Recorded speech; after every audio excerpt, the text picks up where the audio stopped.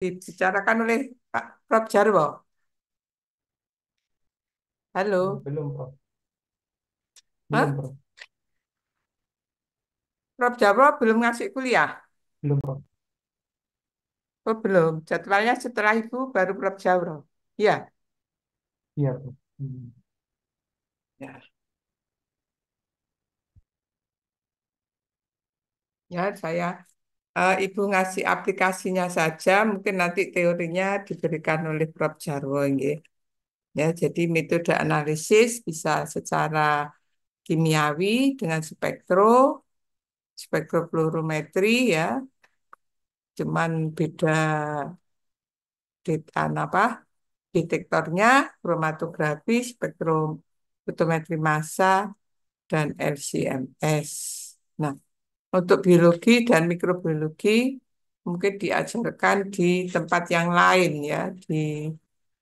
Dulu Bu Isna ini, sekarang tidak tahu Bu siapa ya.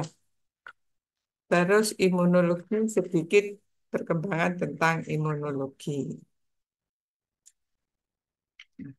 Untuk spektrofotometri ya, kita harus tahu panjang gelombang untuk UV sekitar 190 sampai 380 nanometer untuk visible ya.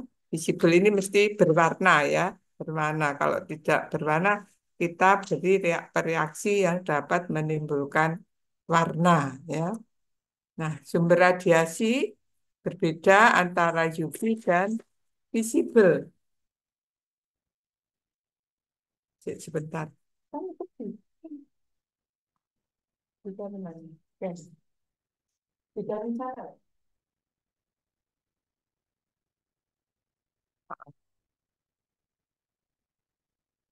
Ya, untuk sumber radiasinya juga berbeda. Untuk UV pakai D2 deuterium dan untuk visible pakai tungsten ya. Nah, bisa digunakan untuk kuantitatif maupun kualitatif. Nanti akan dijelaskan oleh Prof. Jarwo mengenai teori spektrofotometri ya. Ibu hanya kalau di farma farmako kita hanya memberikan aplikasinya ya. Apalagi nanti Anda praktikkan farmasetika ya. Nah, di sini harus ada gugus kromofor supaya bisa terdeteksi pada radiasi UV visible ya. Dan juga ada gugus oksokrom, ya, gugus fungsional, mempunyai elektron bebas seperti OH, terus LO, NH, dan OCH3. Di sini adanya ikatan antara gugus oksokrom oleh gugus kromofor sehingga memberikan pergeseran pita absorpsi dan panjang gelombang bisa lebih panjang atau lebih pendek ya. Kalau panjang namanya baterofomik akan menghasilkan warna merah. Juga ada ikatan rangkap terkonjugasi ya. Di sini juga akan memberikan warna.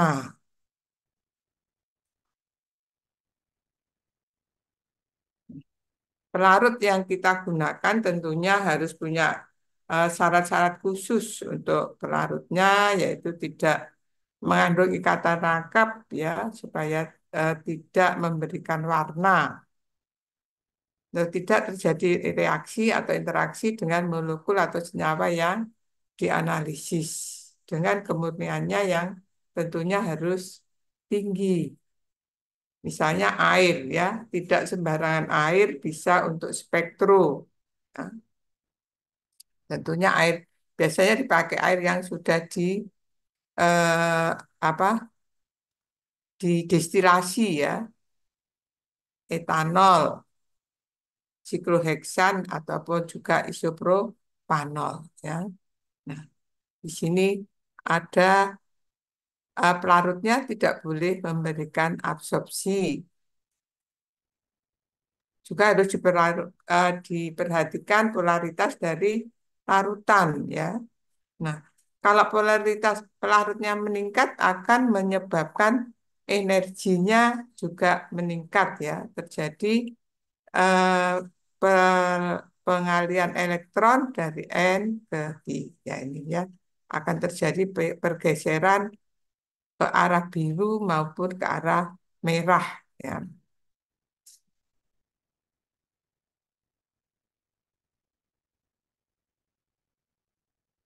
Sensitivitasnya spektrum bisa sampai ppm, ppm atau mikrogram per mili ya.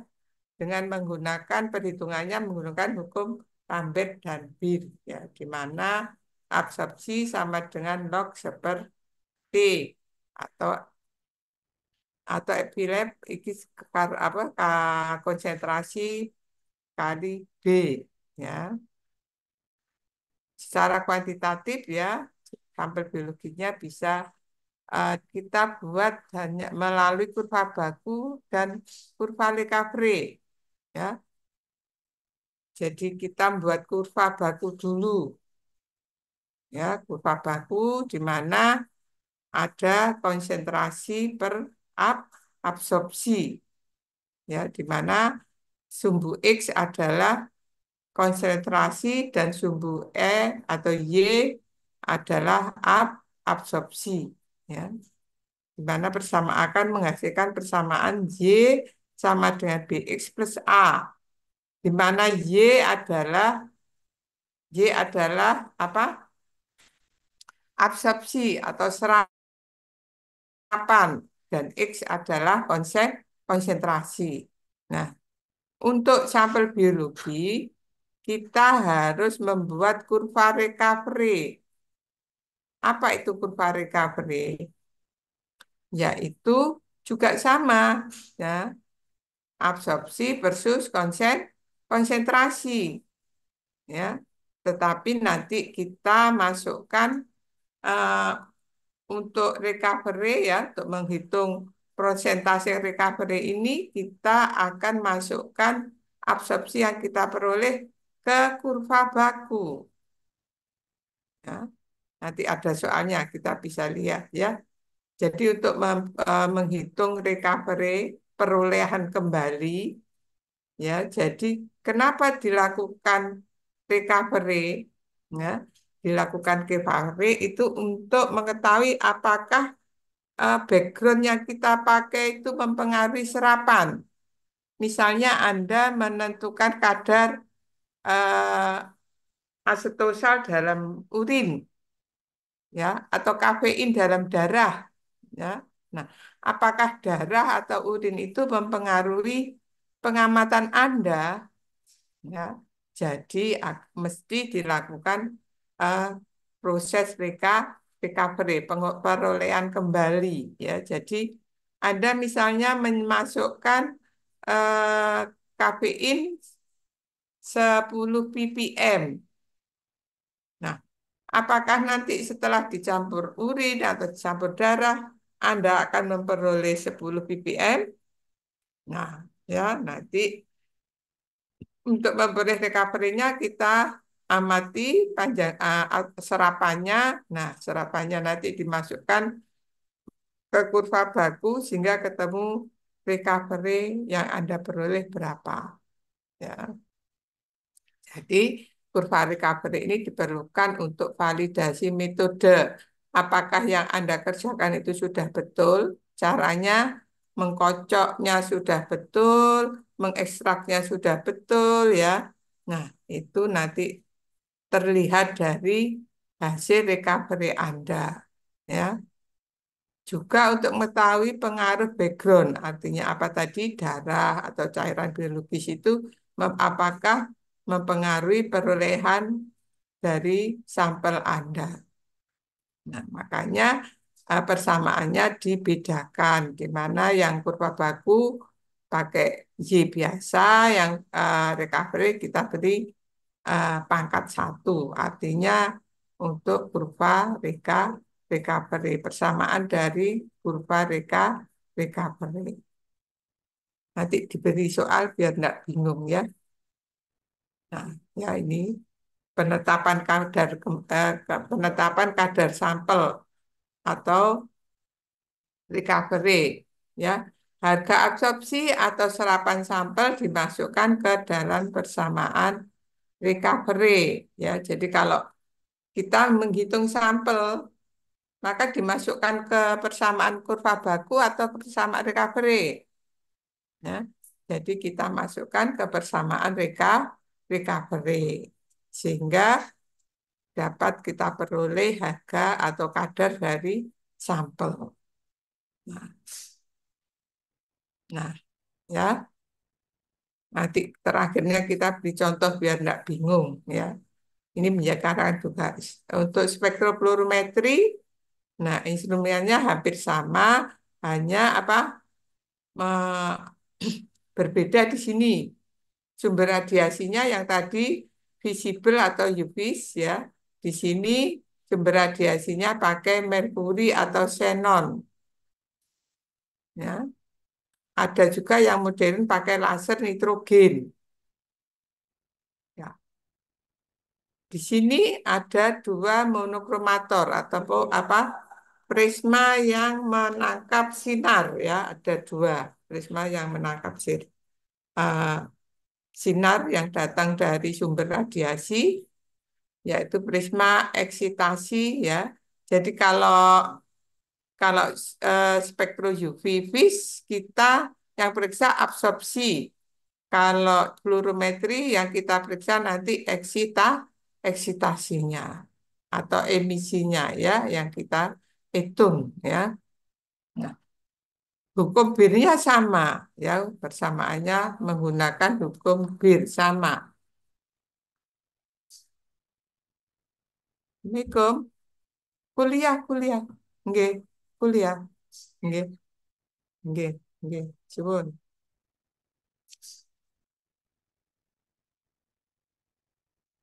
Dari Pak Cis.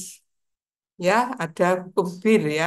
Kita menggunakan juga hukum Bir, ya, di mana intensitas fluoresensi berbanding dengan kadar molekul yang berpendar. Ya. Absorpsinya bisa rentangnya antara lebih kecil 0,05. Jika lebih besar dari 0,05 berarti tidak berlaku. Ya. Sensitivitasnya bisa sampai nano dan piko, ya. Jadi ini biasanya untuk senyawa-senyawa yang berpendar, ya, seperti digoksin, ya, itu berpendar. Jadi mengeluarkan sinar apa pendaran, ya, seperti hewan apa kunang-kunang kalau malam itu, ya. Atau Anda kalau malam di pinggir jalan itu ada yang dicat, ya, pinggir jalan dicat kalau malam berpendar, ya, berfluorosen. Seperti itu, ya. Jadi fluorometer ini khusus untuk senyawa-senyawa berfluoransi. Jadi dia lebih peka sehingga bisa sampai nano, ya, sampai nano atau piko. Pi- Nano itu pangkat 9, piko pangkat 10, ya. Minus, minus 10 dan minus 9. Ya, jadi digoksid. Ini berfluorosen. Bisa dihitung dengan diamati dengan spektrofluorometri. Nah, ini contohnya, ya. Coba nanti dihitung, ya. Anda hitung apakah eh, persamaan ini betul enggak? Ya, jadi kita buat kurva baku. Anda membuat kadar 20, 50, 100, 200, 300 dan 400. Nah, ketemu absorpsinya untuk Na salisilat dalam urin, ya. Jadi nanti Anda praktikum bulintirnya minum asetosal dikumpulkan kira-kira sampai 7 kali T setengahnya. Ya, kalau T setengahnya rata-rata 4 jam, ya, rata-rata 4 jam. Jadi Anda mengumpulkan sampel kurang lebih 28 sampai 30 jam. Ya, jadi urin Anda ditampung setelah minum obat, ya, setelah minum obat, se- setelah minum obat, Anda tulis Anda minum obat jam berapa. Nah, setelah itu setiap pipis pipisnya ditampung dan diukur berapa mili dan jam berapa Anda pipisnya. Ditulis jam dan volumenya ditulis. Ya, nanti ada praktikum. Sekarang semester berapa? Ada semester berapa? Semester 3, Prof. Semester 3. Berarti semester 4 Anda praktikum. Iya, Prof. Dulu praktikumnya semester 6 ya. Jadi turun ya. Jadi turun ke semester 4 ya. Jadi Anda nanti praktikum asetosalnya diminum. Setelah itu tiap pipis diukur volumenya dan ditulis jamnya ya. Nah, coba dihitung ini betul enggak persamaan ini ya dengan kadar ini ppm dan absorpsinya ini. Betul enggak? Betul persamaannya. Y ya, jadi kadar ini sama dengan X, Y-nya adalah absorpsi. Absorpsi ini Y, yang kadar X. Ya, coba dihitung.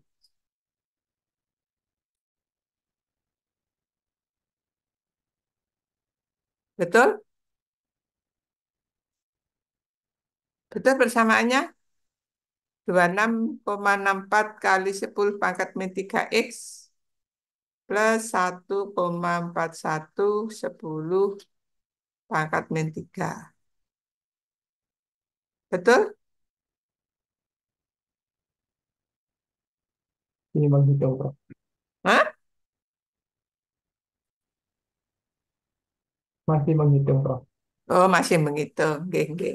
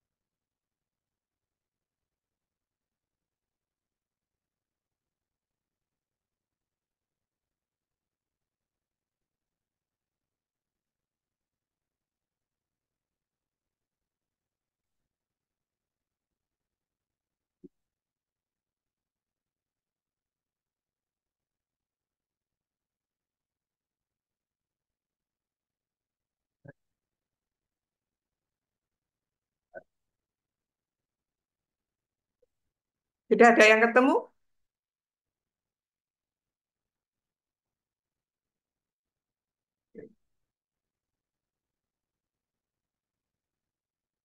Ya.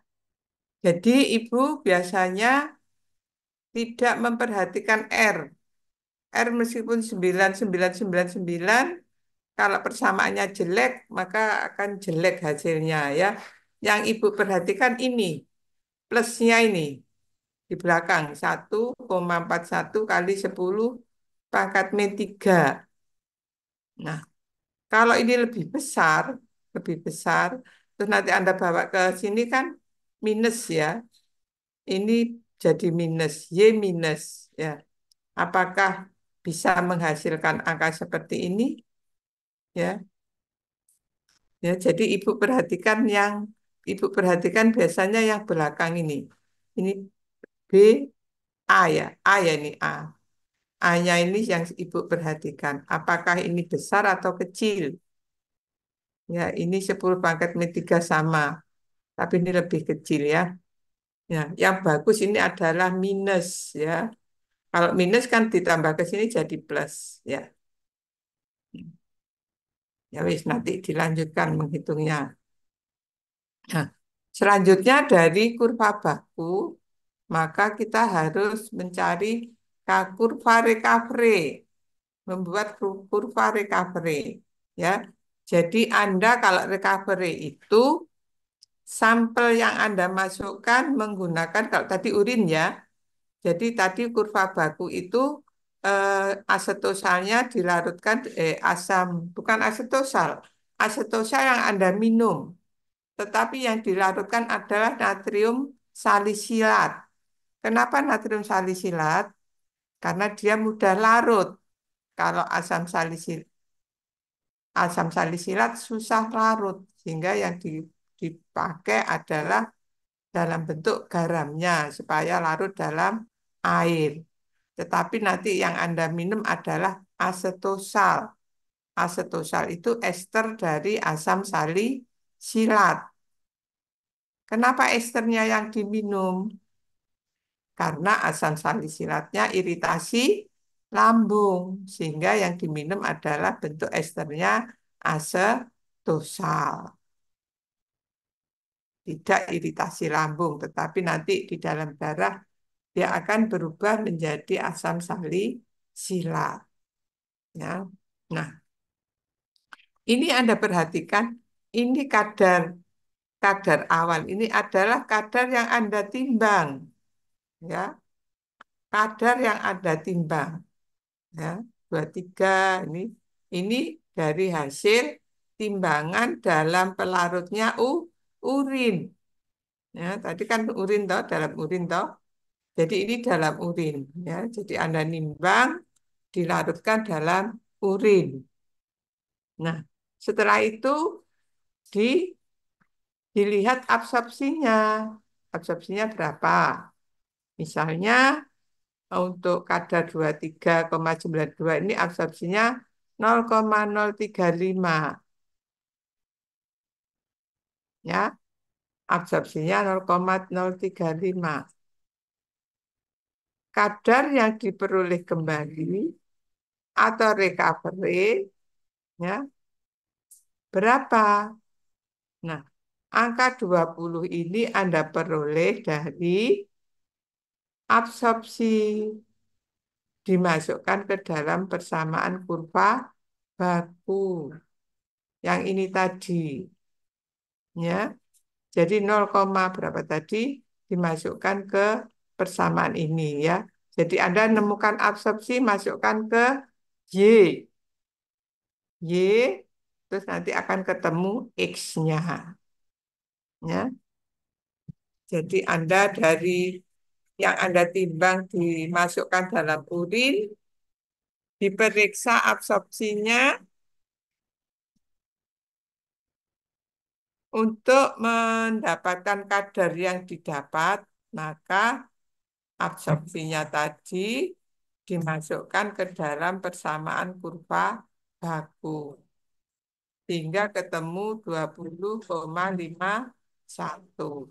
Atau yang misalnya yang 119, ketemunya 166, setelah dimasukkan ke kurva baku, ketemunya 100. Nah, berapa persen recovery yang Anda peroleh? Jadi, yang Anda peroleh ini dibagi dengan yang Anda timbang. Sehingga ketemunya 84.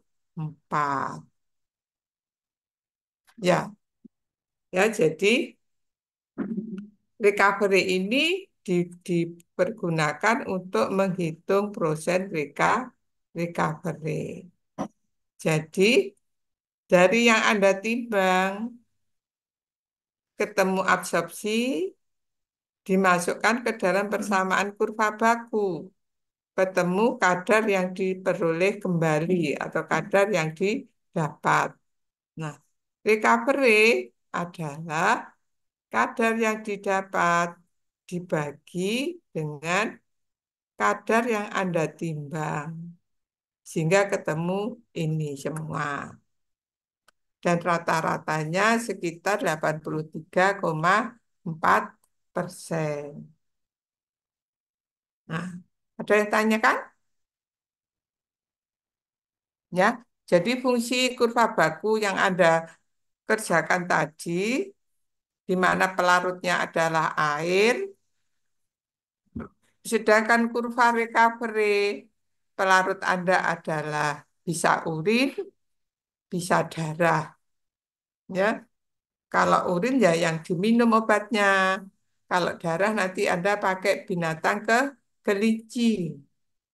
Ya, jadi nanti obatnya diminumkan ke kelinci atau disuntikkan IV melalui telinganya atau IM. IM melalui ini apa? Bokongnya ya, kaki kanan kiri ya di situ. Jadi recovery ini untuk mengetahui apakah ada pengaruh dari background atau pelarutnya, atau untuk membuktikan apakah metode yang kita gunakan sudah bagus atau tidak. Nah, setelah itu kita buat persamaan recovery, ya. Persamaan recovery dari mana? Ya, persamaan recovery ini adalah dari kadar yang Anda timbang, ya. Kadar yang Anda timbang versus absorpsi, ya. Kadang salah, ya. Kadang anak-anak teman Anda yang dipakai untuk Y sama dengan X A, A apa BX plus A, Anda pakainya kadar ini, ya. Salah, bukan kadar yang diperoleh kembali. Bukan kadar yang diperoleh kembali, tetapi kadar yang Anda timbang. Ya. Kadar yang didapat kembali ini hanya digunakan untuk menghitung recovery, proses recovery. Kelihatan enggak, kan kursor Ibu? Kelihatan kan? G. Ya. Jadi kurva recovery eh, apa persen recovery ini hanya diperoleh dari kadar yang didapat dibagi kadar yang Anda timbang. Ya. Coba. Nah, ya.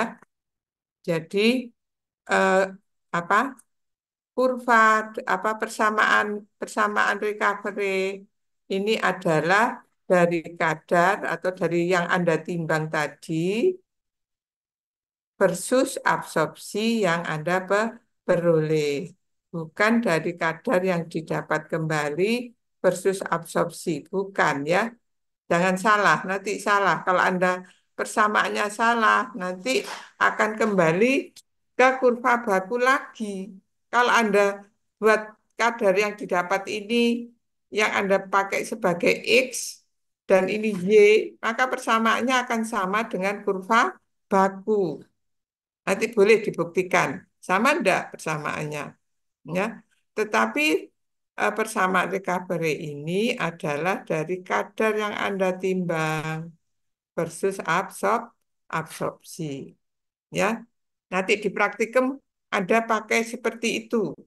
Ya. Kadar yang didapat kembali ini dari kurva baku hanya untuk menghitung persen recovery. Bukan untuk membuat persamaan yang di bawah ini. Nah, ini yang menghitung ada macam-macam ini ya. Coba Anda nanti hitung di rumah berapa apa persamaannya dari 23 kadar versus absorpsi ada 3 persamaan ya. Coba nanti dihitung lagi mana yang benar ya. Nah, sekarang kromatografi gas ya. Namanya aja gas. Jadi fase mobilnya adalah gas. Ya. Biasanya kolomnya panjang sekali.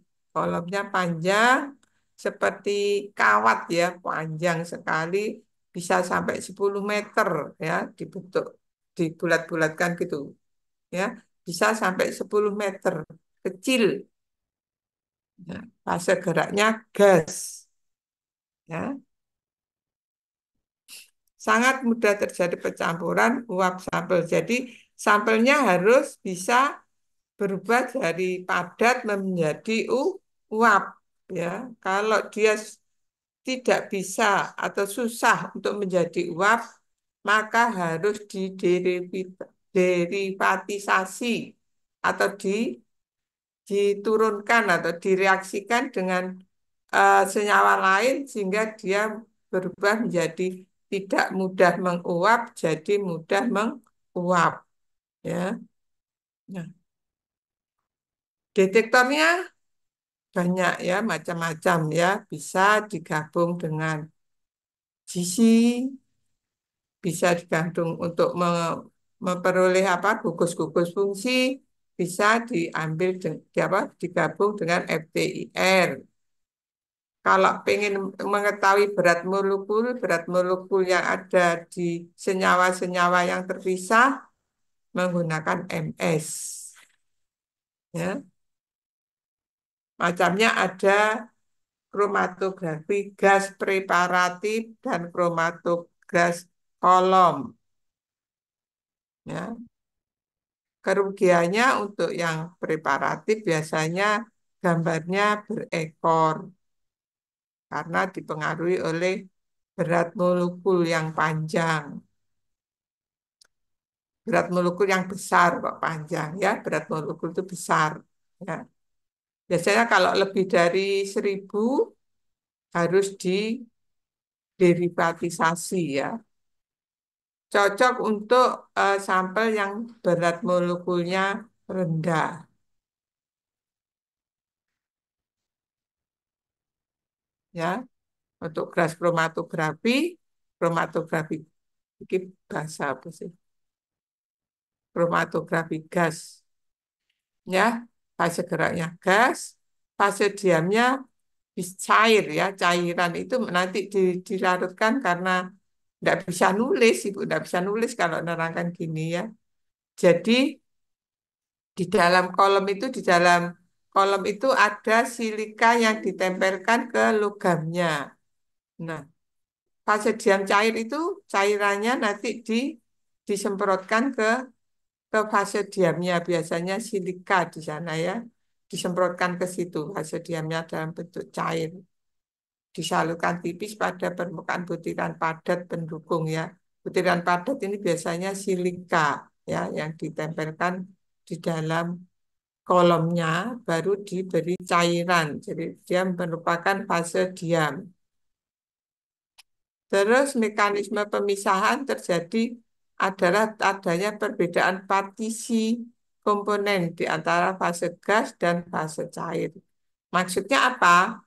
Apakah sampel yang kita analisis itu dia dalam bentuk gas, ya, jadi dia terbawa oleh gas, ada yang ter, terendapkan di cairan, terikat oleh cairan. Ya, yang terikat oleh cairan itu akan keluar belakangan.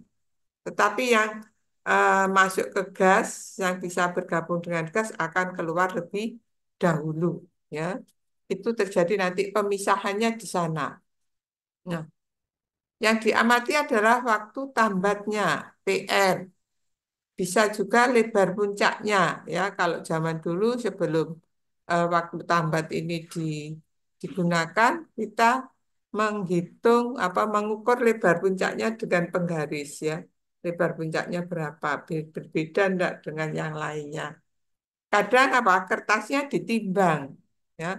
Berarti kertas timbang kalau bentuknya apa lincip sama yang budet apa tumpul mesti berat yang tumpul ya itu berdasarkan perbedaan berat zaman dulu seperti itu ya. Nah, bisa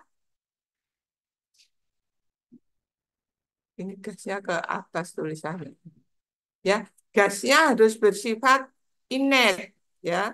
Fase mobilnya gas harus bersifat inet. Jadi tidak bereaksi dengan eh, apa sampel yang diukur. Nah, bisa diatur tekanannya dan kecepatan alirannya. Kalau alirannya cepat, maka resolusinya rendah, jelek ya. Jadi kecepatan kalau gasnya cepat cepat berlalu, maka gasnya bentuk puncaknya akan jelek. Biasanya berekor atau miring-miring ya, tidak bisa terpisah sempurna. Nah, kalau terlalu lambat, maka puncaknya akan melebar bentuknya akan melebar gini ya. Nah, melebar ini kalau pelan. Tapi kalau pecat nanti akan lancip, sangat lancip ini, tetapi pemisahannya jelek ya. Nah, gas yang digunakan biasanya N2, H2, ataupun argon dan metana. Kalau argon metana digunakan dengan perbandingan 9:1 atau 19:1. Ya. Untuk analisis dengan waktu yang singkat, umumnya disertai dengan tekanan yang tinggi. Bagaimana dengan bahan-bahan yang tadi Ibu bicarakan susah untuk menjadi uap, ya. Jadi syarat dari gas kromatografi itu sampelnya harus dalam bentuk uap. Nah, kalau padat biasanya dipanaskan dulu, dia akan jadi uap. Nah, makanya untuk obat-obat yang tidak tahan panas tidak bisa digunakan dengan metode analisis dengan gas kromatografi ya. Jadi senyawa-senyawa harus lebih volatil, artinya mudah menjadi uap atau mudah menguap ya. Biasanya untuk minyak-minyak atsiri ya, untuk minyak-minyak atsiri itu adalah digunakan gas kromatografi atau Anda pengen hitung alkohol dalam suatu minuman misalnya. Nah, berapa kadar alkohol dalam minuman yang beredar? Kan yang diperbolehkan berapa persen? Misalnya untuk sirup itu berapa persen alkohol yang boleh digunakan? Ya, melanggar peraturan apa tidak ya? Nah, itu digunakan digunakan gas kromatografi. Ya, kadang-kadang kan ada minuman-minuman yang beredar. Sekarang pemerintah menghalalkan bir, ya. Kalian jangan minum bir ya. Meskipun dihalalkan oleh negara, tetapi diharapkan oleh agama ya. Jadi Anda harus manut agama ya. Meskipun pemerintah menghalalkan bir, minuman-minuman beralkohol ya. Jadi Anda harus taat pada agama Anda ya. Jangan mengikuti negara yang sudah tidak baik ini ya. Ya, jadi ke politik. Maaf ya. Ya, tapi itu adalah kepercayaan Anda yang harus Anda pertanggungjawabkan nanti di sana setelah Anda tidak ada ya.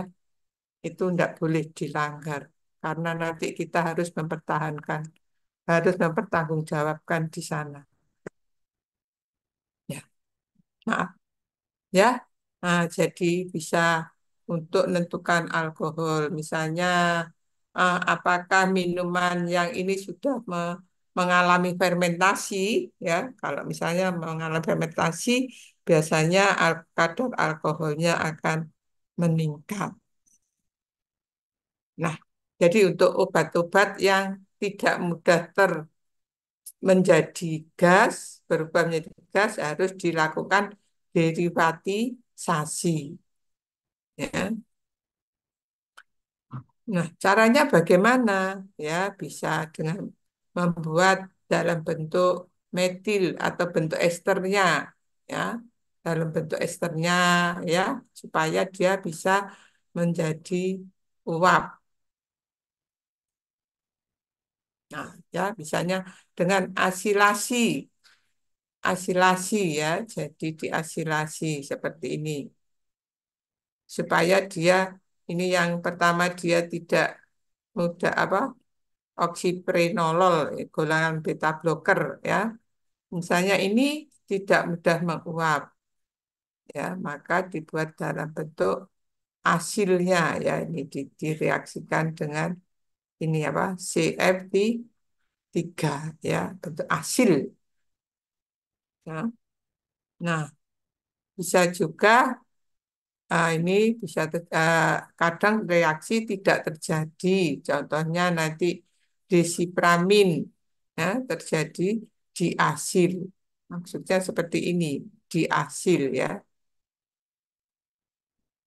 Obat-obat beta bloker lainnya, misalnya propanolol, ya, karbamazepin untuk antikonvulsan. Kalau beta bloker untuk obat apa? Beta bloker sudah tahu. Beta bloker untuk obat Dari apa? hipertensi, Bro. Hipertensi, ya. Nanti obat-obat hipertensi ada A, B, C, D, ya.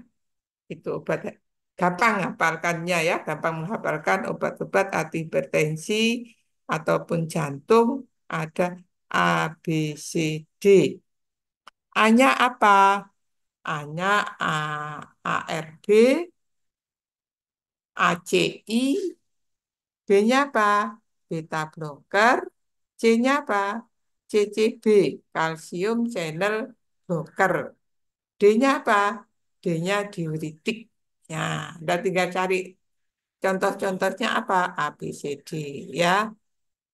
Nah, ABCD meskipun tujuannya sama untuk menurunkan tekanan darah, tetapi mekanismenya lain.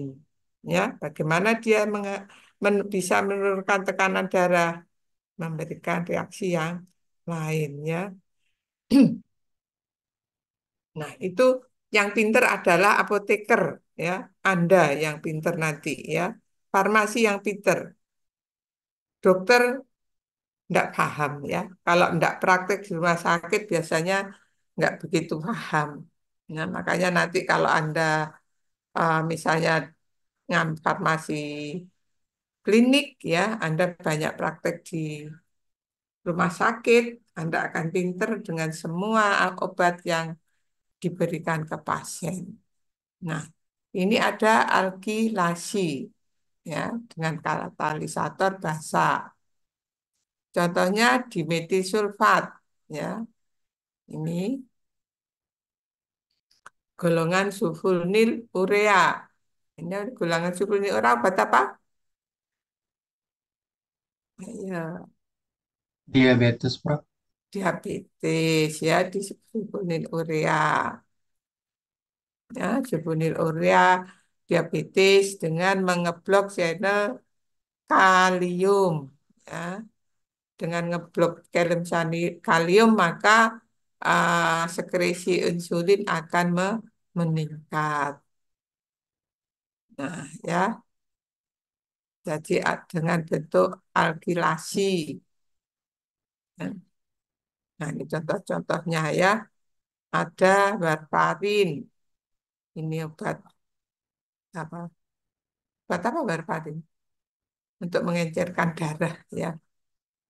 Probenicid untuk asam urat, ya. Nah, itu, ya, nanti kalau misalnya Anda ingin apa yang asam uratnya banyak, bisa minum probenicid atau allopurinol, ya.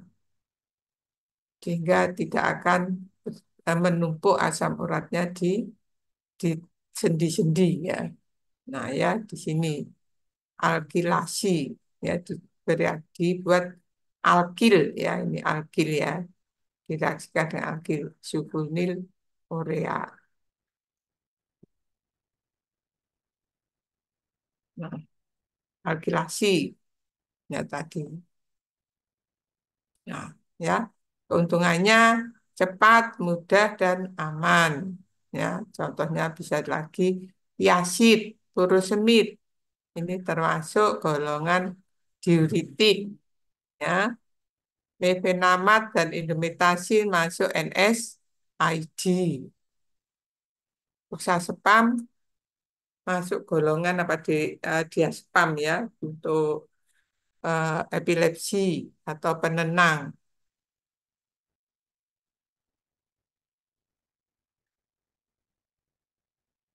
Ya, macam-macam ya derivatisasi. Nanti bisa Anda baca ada arilasi. Arilasi berarti dia diberi gugus aromatik, ya, diberikan gugus aromatik supaya dia bisa cepat menjadi uap. Nah, ini contohnya banyak ya contohnya. Nah, diklofenak, NSAID ya, bisa digunakan dengan gas kromatografi. Siklisasi untuk biguanid ya. Ini juga golongan anti diabetes. Contohnya metformin ya. Banyak obat-obat yang bisa dengan gizi, misalnya Anda kerja nanti, misalnya Anda kerja di suatu industri hanya punya gizi, ya, misalnya, tetapi Anda harus menghitung ya produk-produk Anda. Bagaimana caranya? Ya, tadi harus dilakukan derivatisasi ya. Belum tentu industri itu sugih semua. Misalnya masih awal-awal atau Anda sendiri mengembangkan industri. Nah, masih punya GC gimana ya? Soalnya kalau HPLC mahal ya. HPLC mahal biasanya terlalu kompleks ya. Di samping alatnya mahal, pelarutnya juga mahal. Atau punya anak punya spektro ya nanti bisa dilakukan derivatisasi supaya bisa membentuk warna atau bisa diamati di daerah UV ya seperti itu ya. Jadi Anda kalau kerja di industri harus bisa berkreasi. Misalnya Anda di QC, bagian QC, apa yang harus Anda lakukan dengan produk yang Anda miliki ya supaya lebih baik, aman dan tidak toksis. Nah, jadi untuk suatu obat bisa dengan cara hidrolisis, oksidasi, atau reduksi atau sililasi. Ya. Di sini digunakan standar. Standar ada dua macam, yaitu standar untuk eksternal dan internal. Apa beda standar eksternal dan internal? Ya, eksternal itu artinya ada di luar sudah. Misalnya Anda ingin mengukur paracetamol, ya, paracetamol. Nah, paracetamol sudah ada standarnya. Jadi Anda tinggal beli standar paracetamol untuk mengukur apakah benar tablet-tablet paracetamol yang beredar itu konsentrasinya 500 miligram. Misalnya Anda skripsi seperti itu. Saya ingin tahu apakah benar-benar paracetamol yang beredar itu sekitar 500 miligram. Atau Anda ingin mengukur kadar kafein dari minuman-minuman yang apa itu ya? Ekstra jos, apa itu namanya? Terus BEE10 gitu ya. Minuman-minuman yang berenergi tinggi. Nah, itu kadar kadar kafeinnya 50 miligram ya.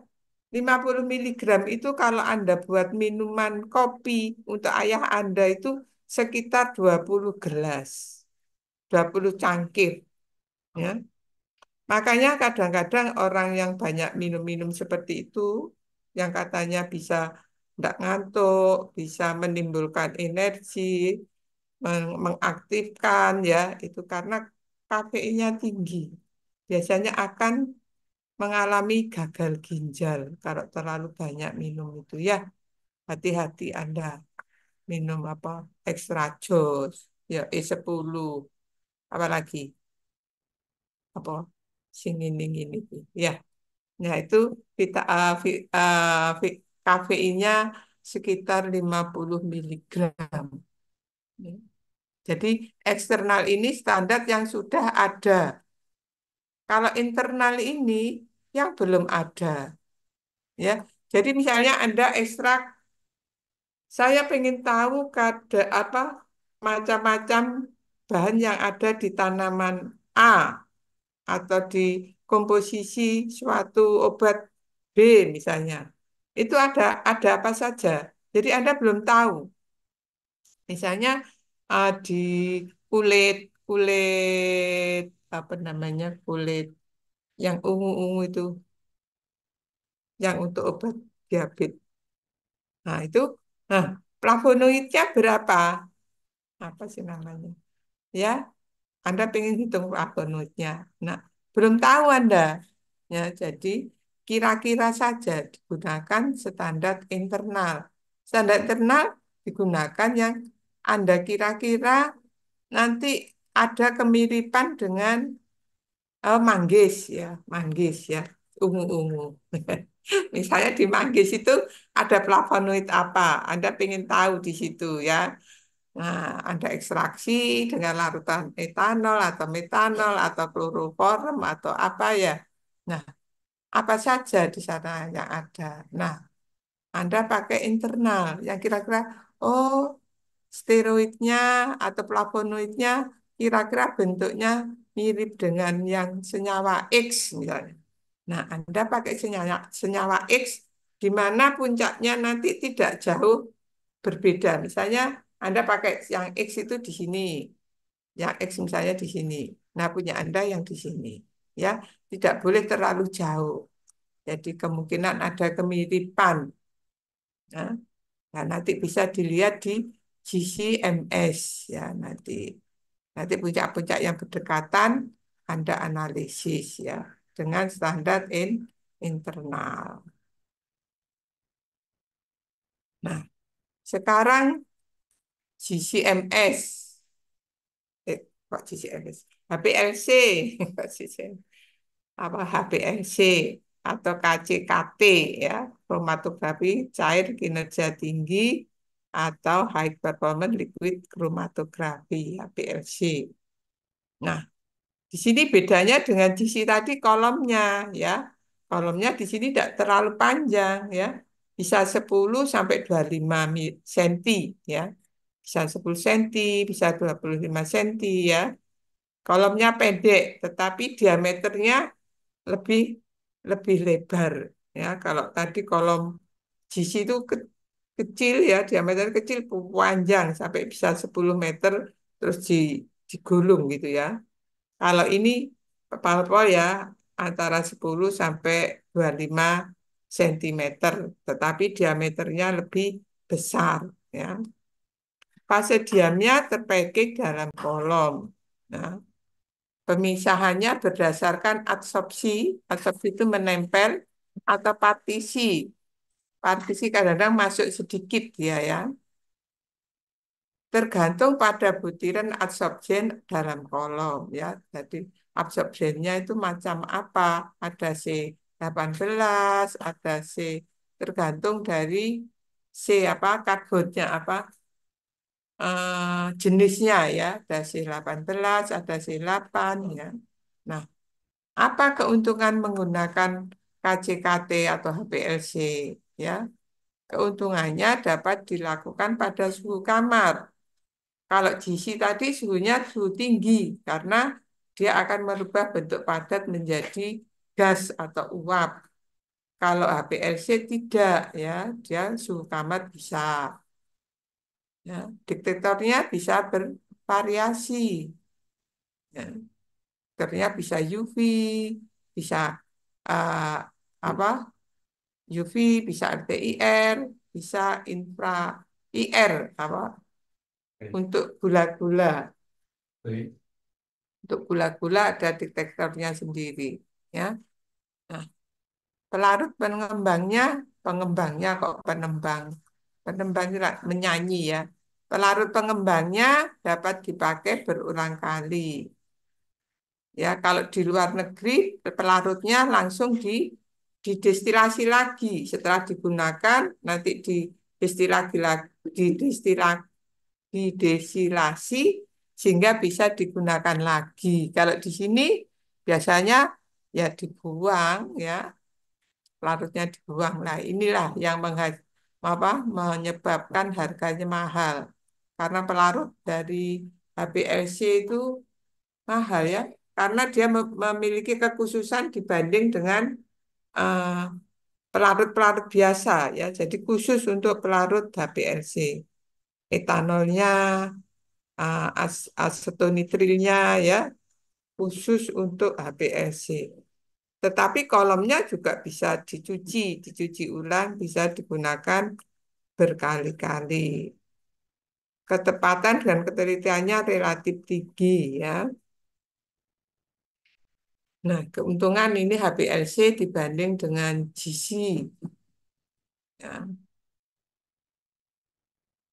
Nah, apa yang diamati pada HPLC ya? Bisa waktu retensi atau waktu tambatnya ya, PR-nya ya. Misalnya yang Anda amati adalah paracetamol, misalnya TR-nya di posisi 5 menit ya, 5 menit. Nah, apakah sampel yang Anda uji itu apakah mempunyai PR di sekitar 5 menit? Ya, itu nanti kalau berhimpit bisa dihitung kadarnya atau konsentrasinya ya. Bahan kolom bisa dari metal ya, metal yang anti korosif. Maksudnya tidak mudah apa neyeng apa teroksidasi ya menjadi coklat-coklat itu kayak besi dia kalau kena kena cairan atau kena apa kan mudah membentuk coklat-coklat itu ya. Ya, jadi tahan ya, tahan terhadap zat-zat kimia. Bisa juga dari gelas, bahan gelas yang dilapisi metal. Nah, panjangnya antara 6 sampai 20 cm. Nah, diameter dalamnya bisa 24 sampai 4,6 mili. Nah, yang tadi keuntungannya, kepekaannya meningkat, menghemat larutan pengembang, benar tak? Ya, Kak menghemat ini kalau sudah tahu titiknya atau sudah tahu komposisi komposisi pelarutnya ya biasanya misalnya metanol air dengan perbandingan 8:2 atau 9:1.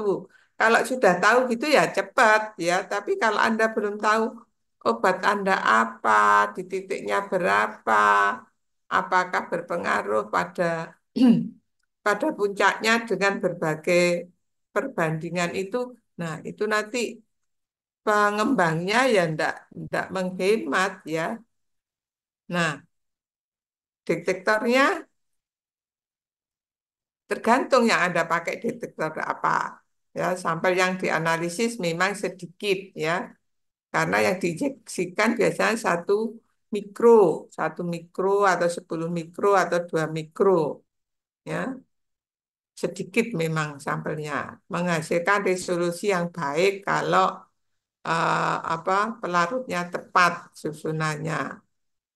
Nah, bisa yang diamati bisa waktu retensi dan waktu apa itu waktu tertambatnya ya.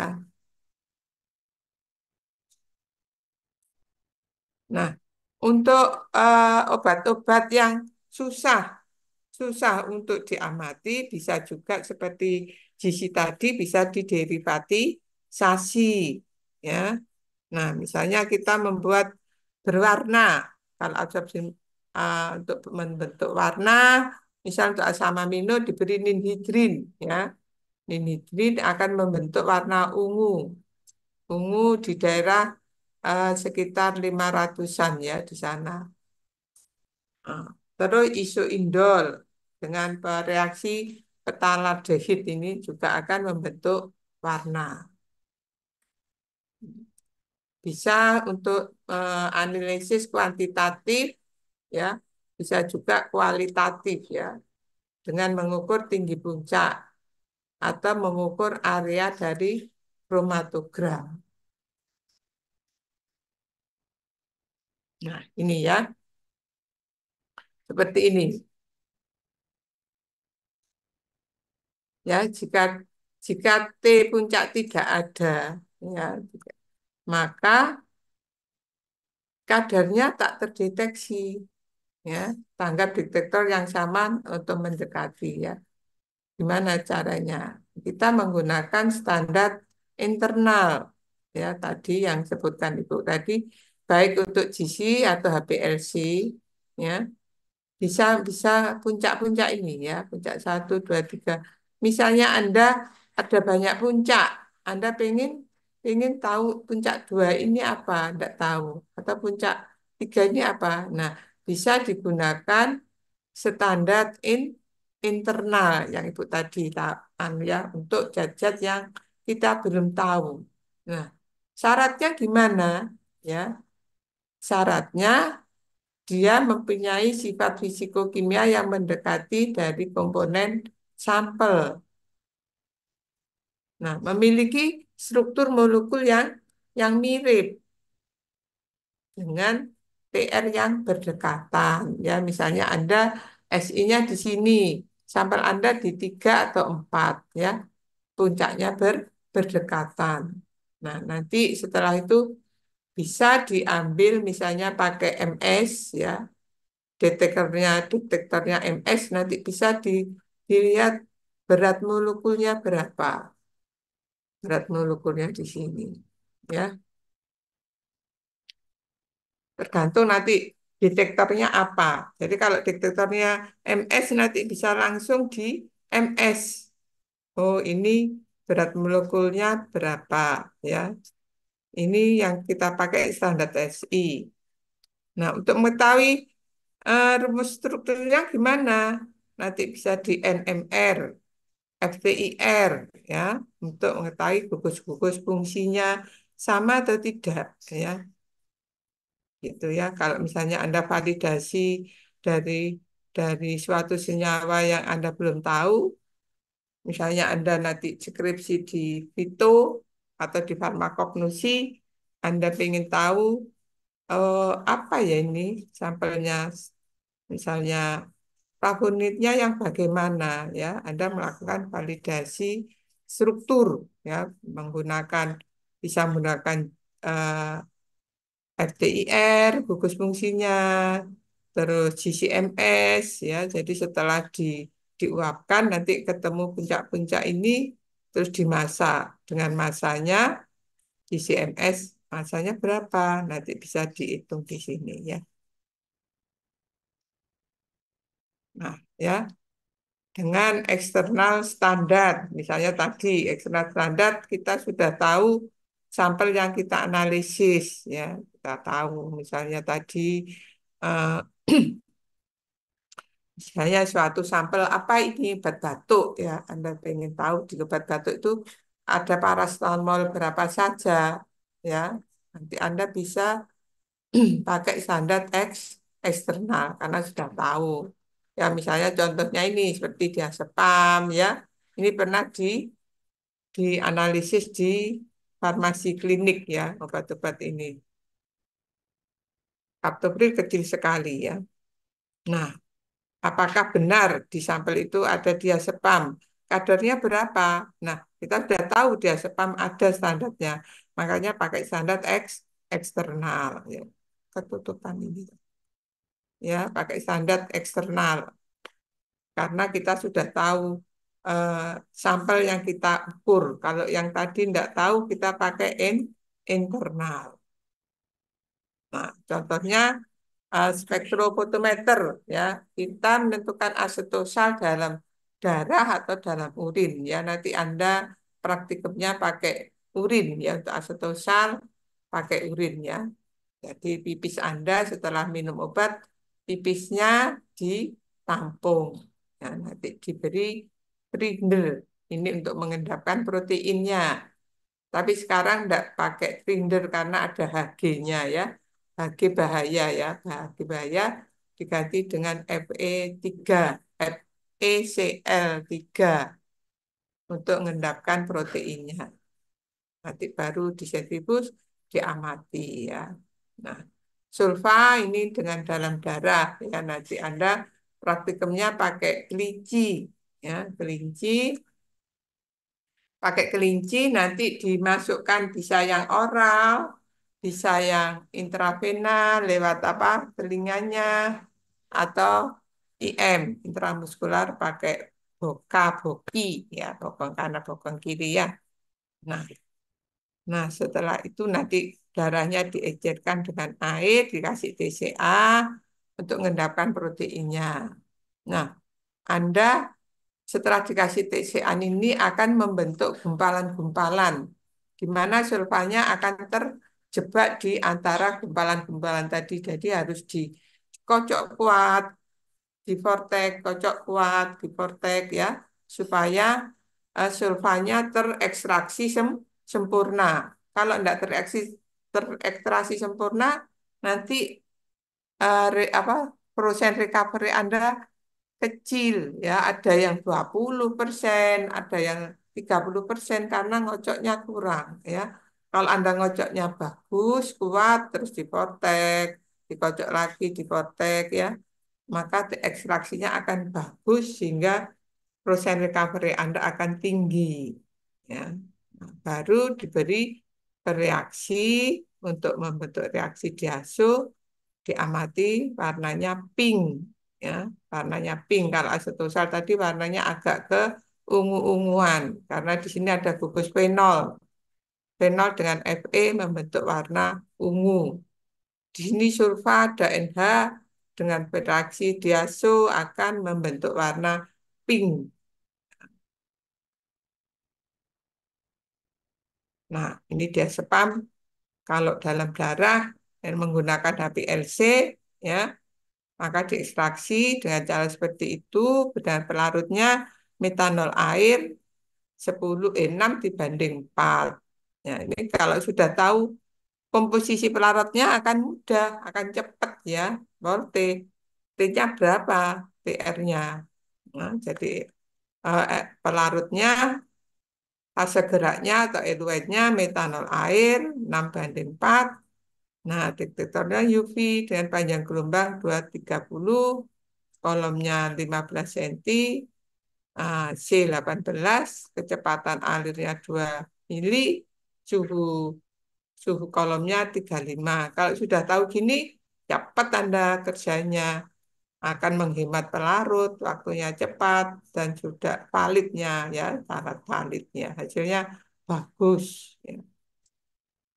Tapi kalau belum tahu ini komposisi pelarutnya atau eluennya, ya pusing ini. Bisa mandi pelarut ya. Kasihan kalau apa mahasiswa S1 pakai HPLC. Tentu kok mati? Loh, kok sudah habis? Ya dah, sudah habis. Sudah habis. Heeh. Berarti sebelumnya belum habis ini. Ya wis nggak apa-apa wis di sini aja. Ya. Jadi eh, tergantung dari banyak tergantung dari cara ekstraksi Anda. Kerjanya eh, bagus enggak Anda mengekstrak tadi ya. Kalau misalnya tadi apa, ini ya harus ngocoknya benar-benar kocok di protek ya, kocok di protek supaya yang terekstraksi banyak ya. Nah, di sini ada beberapa pelarut ya, ada beberapa macam pelarut yang nambahkannya harus urut ya. Kalau tidak urut, maka warnanya tidak akan terbentuk. Warnanya tidak akan terbentuk pink, ya, karena tidak urut. Karena reaksinya harus urut ya TCA. Nanti setelah TCA mengendap diambil supernatan, nanti ditambahi apa, terakhirnya ditambahi naftil untuk membentuk warna pink. Ya, kalau Anda tidak urut menambahkannya, maka tidak akan terjadi warna. Makanya nanti kan ada beberapa kelompok yang tugasnya membuat reaksi misalnya TCA, membuat naptil, membuat apa gitu. nitrit ya, buat metanitrit. Nah, itu Anda kalau meminta harus dituang dulu baru dikasih etiket biar tidak salah ya. Nanti kalau salah tidak terbentuk warna. Nah, dan juga Anda cara nanti akan terbentuk sisa nitrit akan bentuk N2, akan bentuk gas. Nah, kalau gasnya Anda membuangnya tidak sempurna, maka tidak akan jadi pink tapi jadi coklat. Ya, jadi nanti perhatikan cara-cara Anda untuk surfa ya. Surfa ini memang susah ya. Nanti kalau tidak jadi-jadi, kasihan kelincinya. Ininya jadi ledeh. Jadi rusak telinganya ya. Jadi rusak karena sering Anda ambil darahnya itu. Nah, kasihan. Ya. Nanti jadi hati-hati nanti untuk surfa ya. Untuk surfa dengan kelinci. Kasihan nanti kalau tidak jadi.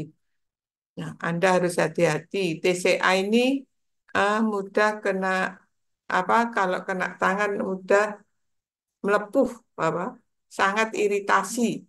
Hati-hati. Kalau tumpah segera dilap biar tidak kena temannya ya. Kapan hari sampai melonyoh di sini ya, sampai ini luka. Ya, hati-hati.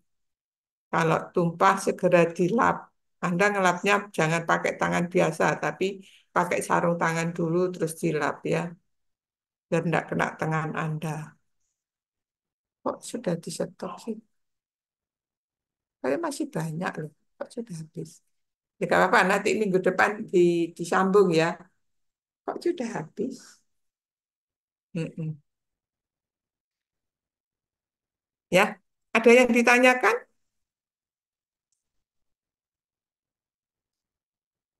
Ada yang Saya ditanyakan? izin bertanya, Prof. Heeh. Untuk GCMS tadi kan salah satu sampel yang digunakan itu dapat menggunakan senyawa yang mudah menguap ya, Prof. Namun kalau misalkan dalam sampelnya itu terdiri gabungan dari senyawa yang mudah menguap dan senyawa yang tidak menguap seperti dalam minyak aromaterapi, itu adakah kemungkinan senyawa yang tidak mudah menguap itu tidak terdeteksi di GCMS-nya, ya, Prof? Ya, kalau GC, kalau tidak mudah menguap tadi dilakukan derivatisasi kan? Jadi direaksikan bisa dengan bentuk asin, bentuk ester. Biasanya minyak-minyak yang tidak mudah menguap, lemak-lemak gitu, biasanya dibentuk-bentuk ester. Bentuk esternya itu bisa bisa mudah cepat menguap ya untuk minyak-minyak. Terus kalau obat-obat yang tidak bisa menguap, tetapi dia stabil dalam panas tinggi, maka bisa diderivatisasi. Tapi kalau dia tidak tahan dalam panas tinggi, misalnya asam amino apa itu, nah dia diberi HPLC ya, HPLC atau spektro dengan reaksi-reaksi yang bisa membentuk warna. Ya, Ya, baik. Terima kasih, Prof. ya. Jadi untuk minyak-minyak itu enggak semua. Kalau minyak atsiri sih mudah nguap. Tapi kalau untuk minyak-minyak yang enggak mudah menguap ya dibentuk ester, bentuk ester. Biasanya suhunya lebih dari 1000 ya. Jadi buat bentuk esternya supaya dia tidak rusak, tetapi juga mudah membentuk uap menjadi uap ya. Yang lainnya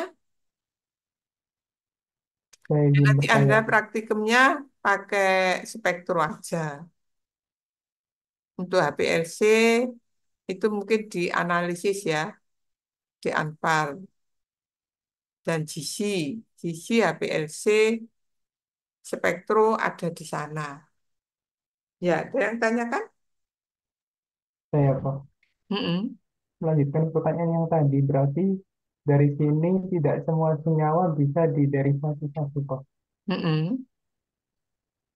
Kalau enggak semua senyawa mudah diderivatisasi, ya kita pakai yang lainnya. Misalnya pakai apa? Spektro tadi, ya, spektro dengan pelarut-pelarut apa yang dia bisa larut. Ya, kalau spektro harus larut dan membentuk larutan yang jernih, yang tembus sinar. Ya, kalau tidak tembus sinar, nggak bisa keruh ya, karena keruh nanti kalau keruh dia akan menyerap banyak sinar sehingga mengakibatkan kesalahan dari kadarnya semakin tinggi. Ya. Jadi harus jernih, spektrum syaratnya harus jernih. Ya. Kalau nggak bisa jernih ya disaring ya. Tapi efeknya kalau disaring nanti kadarnya berkurang, dia akan menempel ke saringannya ya. Yang lainnya,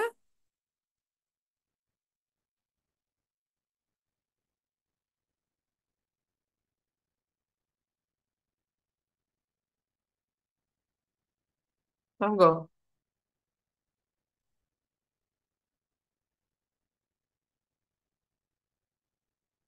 Baik, yang lainnya.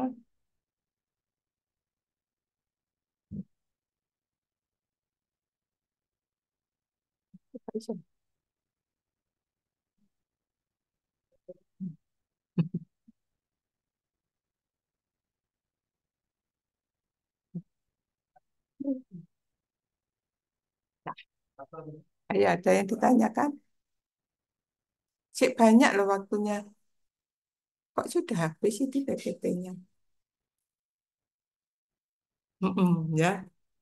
Jadi nanti praktikumnya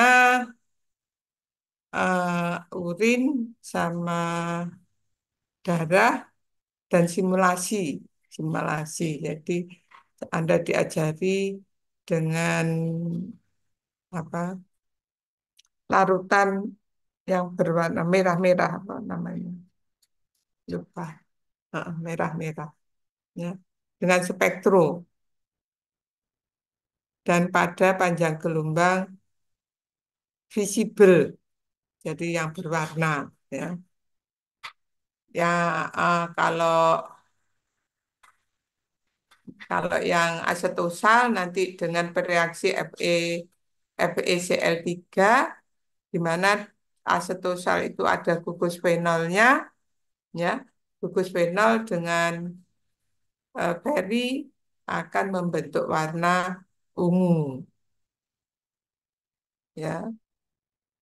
Terus kalau isulfa nanti bentuk berwarnanya dengan naftil akan reaksi diazo membentuk warna pink dan itu harus apa? Harus urut menambahkan pelarutnya ya, harus urut menambahkan pelarutnya sehingga Anda bisa memperoleh warna pink. Kalau tidak urut nanti tidak terjadi warna pink ya. Caranya nanti kalau untuk menghindari kesalahannya Anda cara mengambil bereaksi dari teman-teman Anda harus benar-benar tanya. Misalnya ini nitrit, bener nitrit ya. Kalau ya sudah nitrit, nanti baru dikasih etiket nitrit ya. Ini benar apa? Misalnya nitrit, naftil, satunya apa itu lupa. Ya, itu harus sama antara yang Anda ambil dan tulisannya harus sama karena nanti bisa tidak terjadi warna karena penambahnya harus urut ya. Itu. Siapa tadi? Ada yang tanya lagi?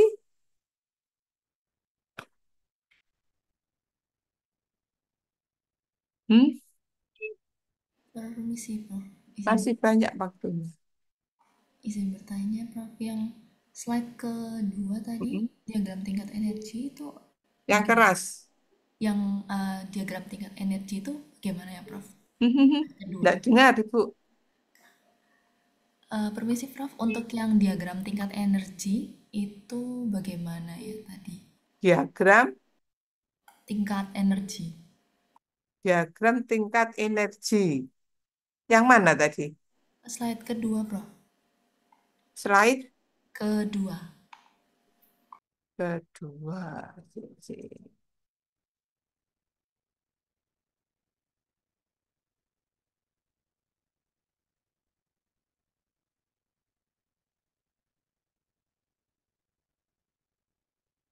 Mana? Loh, kok nggak keluar?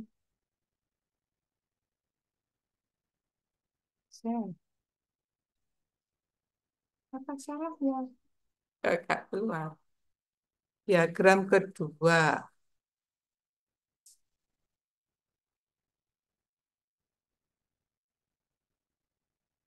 Loh, kok nggak keluar?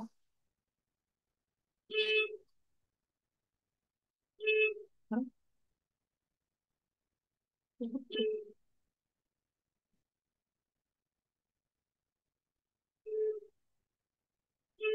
Loh, tadi belum tak ibu stop lah.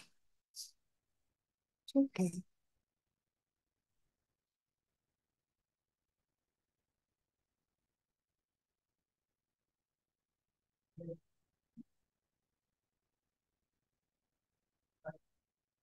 Kedua.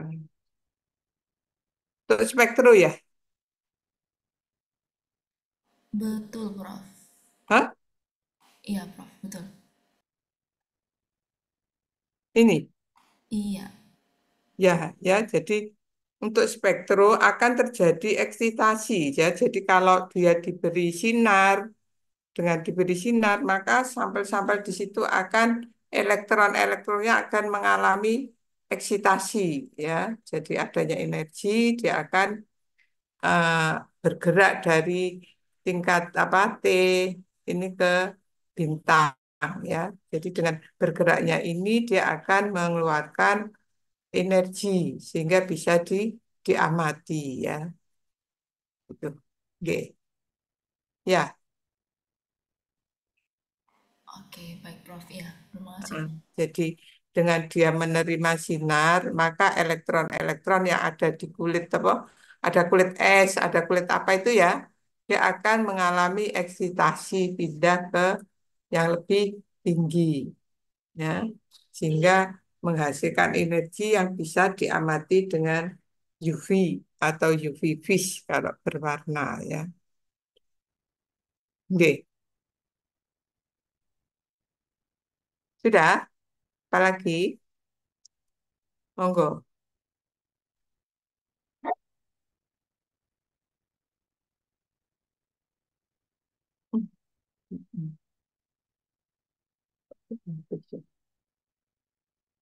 Nggak lihat ke belakang tadi. Yang lainnya, ya jadi spektrofotometri dan fluorometri ini hanya beda ini sumber lampunya, sumber radiasinya dan juga dia kalau ini eksitasinya, kalau tadi emisinya ya jadi emisi dari dasar ke tingkat yang atas emisinya. Kalau fluorometri, kalau fotometri eksitasinya, kalau fluorometri emisinya ya. Tetapi perhitungannya sama dengan menggunakan hukum Lambert dan Beer ya. Nah, jangan lupa kalau untuk kuantitatif sampel biologi harus ada persamaan kurva reka, harus Anda lakukan recovery. Apakah metode yang Anda gunakan sudah betul, ataukah backgroundnya mempengaruhi dari kadar yang diperoleh. Ya. Metode artinya apa? Anda tadi ngocoknya benar enggak? Ya, kalau ngocoknya enggak benar, cuma gini aja, maka banyak sampel-sampel yang terjebak dalam endapan-endapan protein yang tidak terekstrak, sehingga nanti recovery Anda akan rendah, ya, jelek. Ya, kadang-kadang di bawah 50. Kalau sudah di bawah 50 ya harus diulang ya, nanti sampelnya juga jelek nanti hasilnya. Itu. Nah, kalau ngulang bolak-balik kan kasihan apa? Kasihan kelincinya ya nanti bolak-balik telinganya di apa? Disuntik-suntik diambil apa? Darahnya ya, kasihan. Jadi kerjanya harus hati-hati. So, ada yang tanyakan lagi?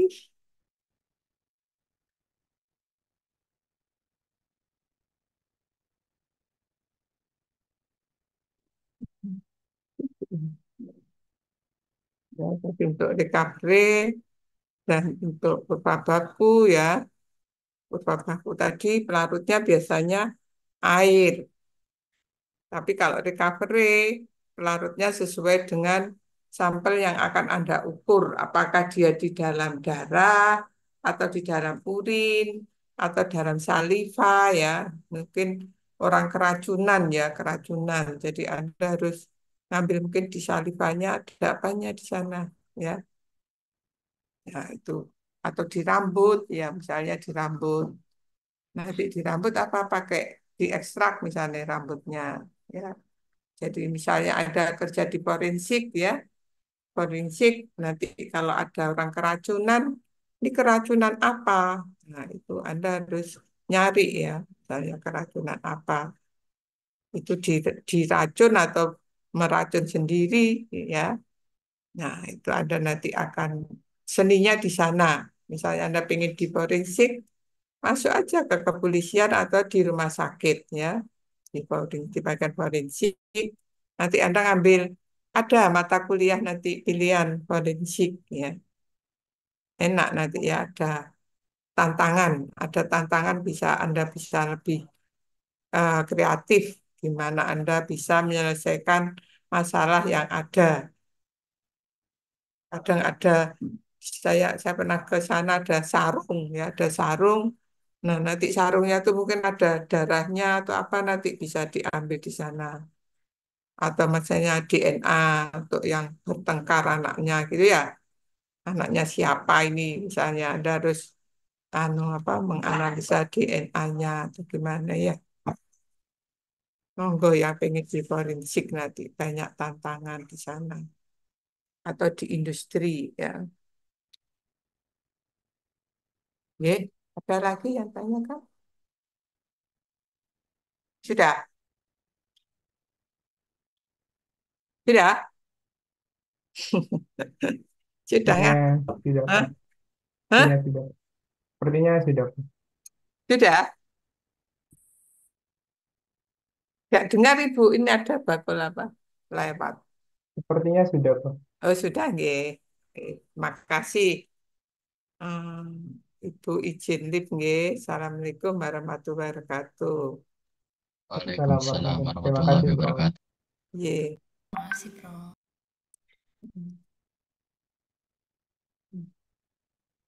Live-nya mana?